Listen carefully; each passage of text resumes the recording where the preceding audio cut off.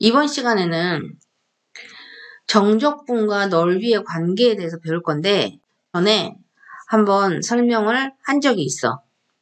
자, 그래프를 한번 보자. 지금 그래프가 0보다 큰 부분에 있어. 그렇다면 이 넓이는 A부터 B까지 이 fx를 적분한 값과 같다고 볼 수 있다. 그런데 두 번째 그림처럼 fx가 0보다 작다면 이 면적은 원래 A부터 B까지 적분을 한 값은 지금 아래쪽에 있기 때문에 마이너스야.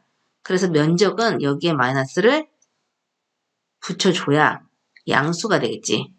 그래서 일반적인 경우에는 넓이를 구하고자 할 때 A부터 B까지 fx의 절대값을 붙여주게 된다.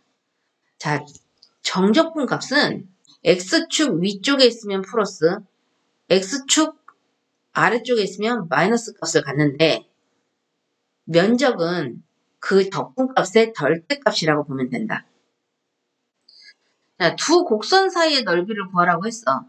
자, 아까는 fx에서 x축을 빼준 개념이라고 보면 지금 이거는 fx에서 gx를 빼준 값을 적분을 해주면 되는 거야. 그래서 첫 번째 그림은 A부터 B까지 윗부분에 있는 fx에서 gx를 뺀 이 새로운 함수를 적분을 해주면 저 면적이 나온다. 자, 이번에는 이게 fx가 위인 경우도 있고 gx가 위인 경우도 있어. 이 경우를 나누어 줘야지 돼. 그래서 A부터 C까지는 fx가 gx보다 위쪽에 있지. 그런데 C부터 B까지는 fx가 gx보다 더 작은 구간에 있으므로 면적을 구할 때는 위에 있는 그래프에서 아래에 있는 그래프를 빼주는 거야. 그래서 넓이 S를 구하라고 하면 A부터 C까지는 더 위에 있는 fx에서 gx를 빼준 이 함수를 적분을 해주고 그 다음에 C부터 B까지는 윗부분에 있는 게 gx지. 그래서 아랫부분에는 gx를 빼서 적분을 해주면 이게 답이 된다. 자, 이차함수에 두 근이 주어졌을 때 이 곡선과 x축으로 둘러싸인 도형의 넓이를 구하라고 하면 이 넓이는 알파부터 베타까지 이 2차식의 절대값을 적분한 이 값이 면적이 되는데 자, 6분의 절대값 a 베타 마이너스 알파의 3승 이런 식을 갖게 되는 거니까 이거는 외워야 해. 자, 6분의 절대값 a 베타 마이너스 알파의 세제곱 그렇게 얘기했어. 뒷부분은 전혀 문제가 없는데 자, 이걸 면적이 아니라 적분이라고 보면 a가 0보다 클 때 자, 오히려 아랫부분이지. 그래서 적분값은 마이너스가 되고 자, 두 번째처럼 a가 0보다 작을 때는 자, 윗부분으로 올라가 있어. 곡선과 x축으로 둘러싸인 도형이. 그지? 그래서 이럴 때 오히려 플러스가 되는 건데 지금 이 경우는 면적을 물어봤기 때문에 그냥 절대값으로 들어가는 거야. 알겠지? 이번에는 2차 곡선이 x축과 만나는 게 아니라 어떤 직선과 만날 때 자, 그렇게 될 때 도형의 넓이를 구하라고 하면 이 2차 곡선과 직선이 만나는 점은 똑같이 알파 베타라고 하면 자, S는 알파부터 베타까지 자, 2차 곡선에서 직선을 빼서 새로운 2차 함수를 만들었을 때 절대값이 돼야지 된다. 왜냐? 면적이니까. 그래서 이 경우에도 똑같이 6분의 절대값 A 베타 마이너스 알파의 3승이라는 식이 성립하는 거야. 아까는 알파 베타가 x축과 만나는 점이고 지금은 알파 베타가 직선과 만나는 두 점이야. 자, 포물선이 x축과 만나는 거, 포물선이 직선과 만나는 거. 이제 이번에는 포물선과 포물선이 만나는 경우 전혀 문제될 게 없어. 똑같아. 자, 면적을 구하라고 하면 S는 인티그랄. 자, 어찌됐건 곡선과 직선이든 곡선과 곡선이든 만나는 점을 구간으로 해서 자, 절대값을 붙일 거기 때문에 어느 쪽이 위여도 별로 상관은 없다. 한 곡선에서 나머지 한 곡선을 뺀 절대값을 적분을 해주면 앞에서 배웠던 식이랑 연결을 해보면 6분의 최고창의 절대값이 나와야지 되는데 지금 이 경우는 최고창이 a-a-가 되는 거야. 만난 점은 똑같이 베타-알파가 되고 다음 이 두 가지 형태의 그래프가 주어졌을 때 적분을 한번 해보자. 이때 두 도형의 넓이가 서로 같다 그랬어. S1과 S2의 면적이 같으면 적분값은 어떻게 될까? S1은 양의 값을 갖고 S2는 음의 값을 가지므로 알파부터 감마까지 fx 자체를 적분을 해주면 답은 0이 나온다. 자, 알파부터 베타까지 적분을 하면 S1이야. 그치? 그 다음에 베타부터 감마까지는 적분값은 아래쪽에 있기 때문에 면적에 마이너스가 붙어. 그지? 면적이 S2니까 적분값은 마이너스 S2가 되는데 두 개 더해주면 S1과 S2가 같으니까 그래서 0이 나오는 거겠지. 자, 이거는 X축과 만나는 점이고 오른쪽은 두 곡선이 만나는 건데 이것도 마찬가지야. 한쪽은 fx가 위에 있고 한쪽은 gx가 위에 있는데 자, 이 경우에도 알파부터 감마까지 전 구간을 하면 절대값을 붙일 거라 어떤 게 먼저 와도 관계는 없다. 이렇게 됐을 때 0이 된다는 거.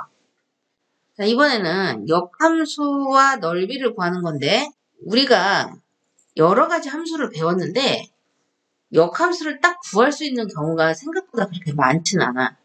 그래서 역함수의 넓이를 구한다거나 다른 형태의 문제가 나왔을 때는 역함수를 구해서 풀기보다는 식 자체를 변형하는 경우가 많아.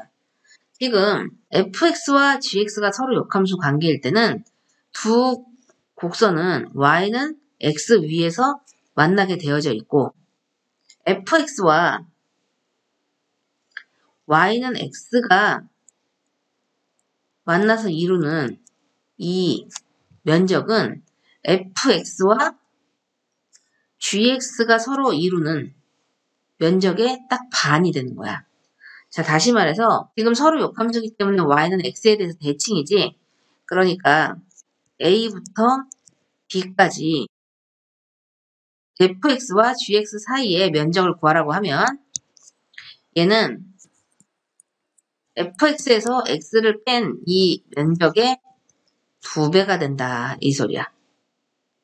자, 역함수 그래프와 좌표 쪽으로 둘러싸인 도형의 넓이를 구하라고 하면 자, 지금 그림을 보면 이 좌표축 fx 그래프와 y축 그리고 y는 c와 이루는 이 b 영역이 a 영역과 정확하게 y는 x에 대해서 대칭이면서 같은 면적을 갖게 되는 거야. 자, 이 경우에 a하고 b의 면적이 같아. 그런데 이 면적을 구하라고 하면 만약에 0부터 a까지 fx를 적분했다 이러면 이 부분을 의미하는 거다. 그래서 굳이 a 또는 b의 넓이를 구한다고 하면 직사각형 AC에서 자, 이 적분 값을 빼주면 그게 우리가 구하는 a 또는 b의 넓이와 같다고 볼 수 있다. 자, 역함수의 정적분은 역함수를 구해서 푸는 문제가 아니야. 대칭성을 이용해서 푸는 거야. 자, 이런 그래프가 있을 때 자, 이 부분을 S1이라고 하고 이 부분을 S2라고 한번 해보자. 그러면 S1은 인티그랄 A부터 B까지 fx를 적분한 값이 되고 S2는 자, y축이니까 y의 범위가 들어가야 돼. fa부터 fb까지 이때는 x값들의 합이 되는 거야. 자, 다시 말해서 S1이 이렇게 Y값들의 합이라면 S2는 이렇게 X값들의 합을 의미하는 거야. fx의 역함수를 gx라고 한다면 여기서 말하는 이 x는 gy라고 표현할 수 있어. 그래서 S1과 S2의 합을 구하라고 하면 A부터 B까지 Y 값들의 합을 구하고 FA부터 FB까지 X 값들의 합을 구하는데, 자, 역함수를 구할 수 없는 함수도 많아. 그래서 이걸 그래프를 보고 판단을 해주면 큰 직사각형에서 작은 직사각형을 빼주면, 자, 이게 답이 되는 거다. 다음 그림에서 곡선과 X축으로 둘러싸인 도형의 넓이를 정적분을 써서 나타낸 것은 그랬어. 그러면 면적인데 적분값은 지금 X축 아래에 있기 때문에 마이너스 값이다. 그래서 면적을 구하라고 하면 1부터 4까지 이 함수를 적분한 값에 마이너스를 붙이면 그러면 면적이 나오겠지. 적분값은 지금 마이너스가 나와. 아래쪽에 있기 때문에. 근데 면적을 구하라고 했으니까 양수로 바꿔줘야지 되는데, 자, 이렇게 마이너스가 있을 때는 구간을 바꾸는 것도 하나의 방법이라고 다 했던 거야. 자, 이렇게 바꿀 수 있고, 또 하나는 구간을 그대로 두고 부호가 안으로 들어가는 방법도 있지. 자, 그렇다면 자, 1차 하는 게 뭐가 있을까? 답은 3번이 되네. 자, 곡선 y는 x제곱 마이너스 x와 x2로 둘러싸인 도형의 넓이를 구하라고 했어. 굉장히 여러 가지 방법이 있다. 자, 이렇게 그림을 그려서 넓이를 구하라고 했는데 이 아래쪽에 있으니까 원래 적분값은 0부터 1까지 이렇게 되고 이 적분값에 마이너스를 붙여주면 우리가 구하고자 하는 면적이 되겠지. 적분을 해서 계산을 하는 방법도 있고, 아까 2차식인 경우에 공식 배웠어. 6분의 최고차항의 절대값 그리고 근의 차의 3승. 그래서 답은 6분의 1이 된다. 이 2차 곡선과 X축으로 둘러싸인 도형의 넓이를 구하라 그랬어. 그래프를 한번 그려보자. 자, 이런 그래프에 X축으로 둘러싸인 도형의 넓이를 구하라고 했어. 이 면적은 0부터 3까지 이걸 적분을 해도 플러스가 나오기 때문에 그대로 해도 문제가 없고, 자, 공식도 배웠어. 6분의 최고차항의 절대값, 그러니까 1이 되고 3 빼기 0의 3승, 그래서 6분의 27, 3으로 나눠주면 2분의 9가 답이 되는 거야. 곡선 y는 x제곱과 마이너스 1, 2, x축으로 둘러싸인 도형의 넓이를 구하라. 그래프 한번 그려보자. 자, 이 넓이를 구하라고 했는데